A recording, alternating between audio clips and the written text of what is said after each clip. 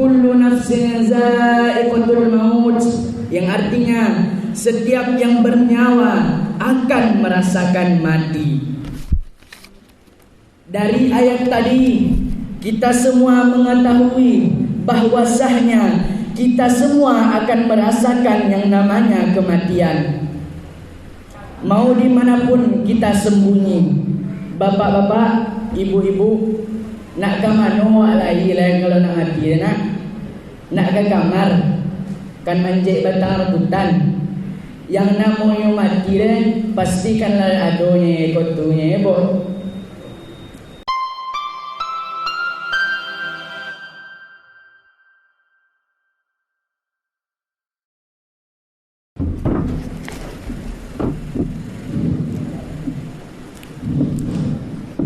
Uhayyikum bitahiyatil Islam wa tahiyatin min indillah wa tahiyatin mubarakah. Assalamu alaikum warahmatullahi wabarakatuh.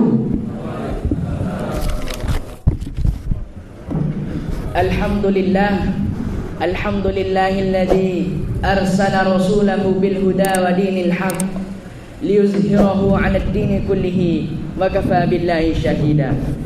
Ashhadu an la ilaha illallah wa ashhadu anna Muhammadan 'abduhu wa rasuluh la nabiyya ba'da, amma ba'du.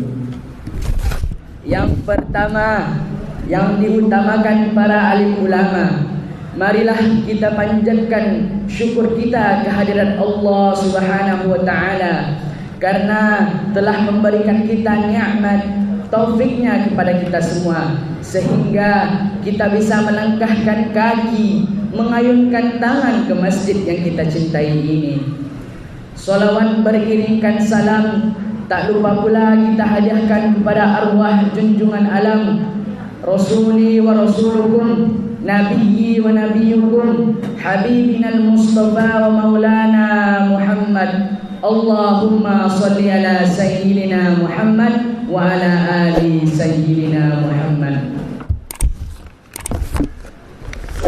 Nabi Muhammad sallallahu alaihi wasallam mengatakan, al-bakhilu man zukirtu fa'indahu falam yusalli alayya, yang artinya orang bakhil itu adalah orang yang ketika diucapkan namaku di sisinya tetapi dia tidak bersolawat kepadaku. Hadis riwayat Tirmizi.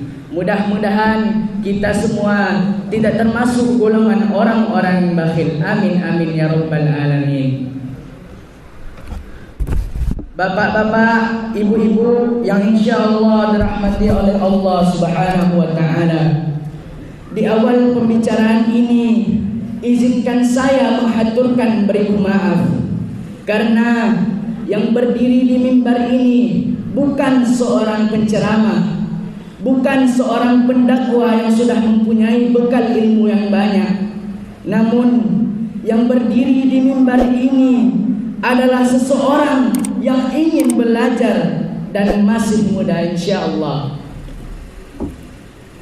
Kata orang tua-tua dahulu, kalau darah belum setumpuk pinang dan kalau umur belum setahun jagung. Jadi kesimpulannya yang berbicara pada saat ini ingin belajar dan ingin memberikan ilmu yang insyaallah bermanfaat bagi kita semua. Amin amin ya rabbal alamin.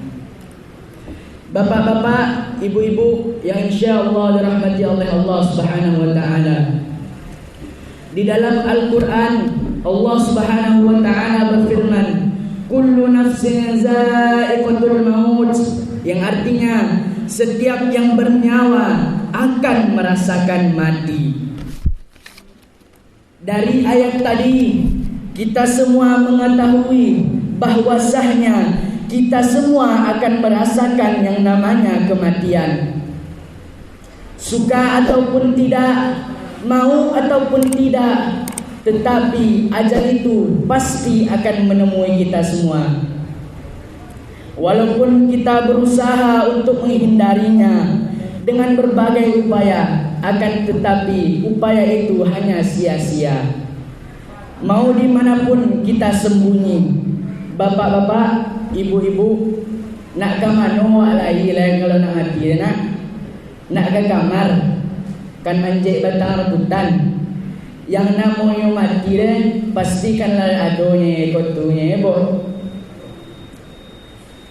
Ma'asyiral muslimin yang saya hormati, ketika nyawa kita dicabut, napas kita tersenggal, mulut terkunci, anggota badan lemah, dan saat itulah pintu taubat ditutup. Pada saat itu tidak ada yang menghindarkan kita dari sakaratul maut.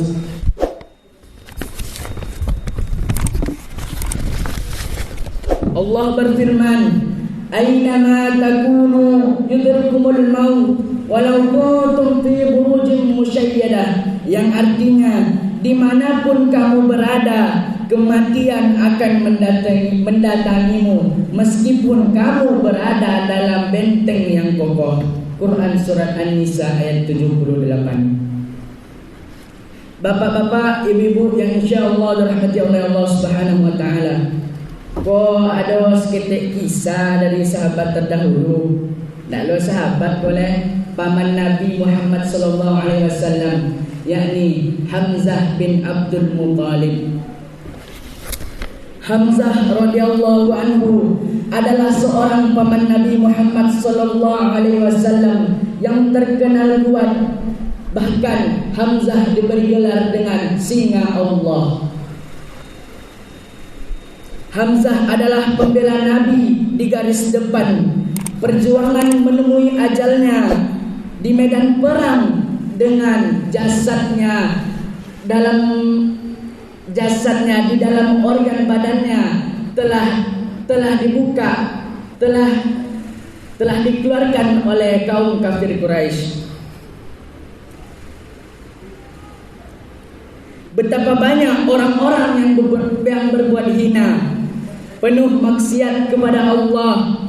Apakah kematian itu yang lebih indah dan dibanding kematian Hamzah? Tentu saja jawabannya adalah tidak.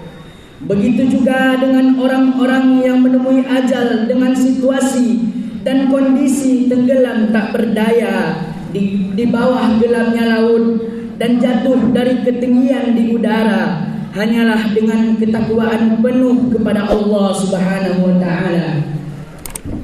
Ma'asyiral muslimin yang saya hormati, iko bapak-bapak, ibu-ibu, terkhusus yang muda-muda, termasuklah awak yang datang mimbar mana muda nak. Nyo ada cerita bu, misalnya muazzin lah azan di masjid, Allahu Akbar, Allahu Akbar, nyo muazzin. Kita yang muda-muda sibuk je lah main HP nak. Tak ingin kita bawa waktu solat dalam masuk dah. Dengan tidak ingatnya kita dengan panggilan Allah, berarti kita tidak ingat dengan yang namanya kematian. Ingatlah bapak ibu, dunia ini hanya sementara dan akhiratlah yang kekal abadi selamanya. Allah Subhanahu wa ta'ala berfirman dalam surat Al-A'la ayat 16 sampai 17 yang berbunyi, Bismillahirrahmanirrahim. Bal tu'thiruna al-hayawatad dunya wal akhiratu khairu wa abqa. Akan tetapi para orang kafir lebih mementingkan kehidupan dunia, sedangkan kehidupan akhirat lebih baik dan lebih kekal. Marilah kita berlomba-lomba dalam kebaikan, karena berlomba-lomba dalam kebaikan boleh oleh Allah Subhanahu wa ta'ala. Allah juga berfirman, fastabiqul khairat, maka berlomba-lombalah dalam membuat kebaikan.